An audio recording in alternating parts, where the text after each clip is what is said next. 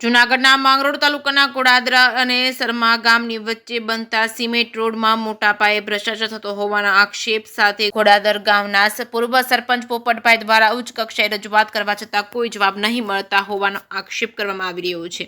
આ રોડમાં કાંકરી નબળી ગુણવત્તાની વપરાતી હોવાના આક્ષેપ સાથે સિમેન્ટ પણ ગઠ્ઠા થયેલા વપરાય હોવાના આક્ષેપ છે, પરંતુ તપાસના નામે મીંડું જોવા મળી રહ્યું છે। આ બાબતે તાત્કાલિક ઉચ્ચ કક્ષાએથી તપાસ કરવા ગોડાદર ગામના પૂર્વ સરપંચ દ્વારા કરી છે માંગ। કાહલનું કામ લોટ પાણીને લાકડા જેવું થતું હોવાના લગાવ્યા છે આક્ષેપો। જે કે ગુજરાતી સાથે પ્રતાપસિંહ સુધિયા માળિયા હાટીના માંગરોળ તાલુકાના ગોડાદર ગામેથી પૂર્વ સરપંચ બોલું છું।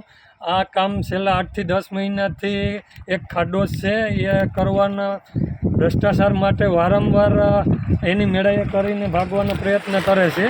જે કાંકરી વાપરવામાં આવી છે ડટ જેવી છે અને રેતી પણ ધૂળવાળી વાપરવામાં આવે છે।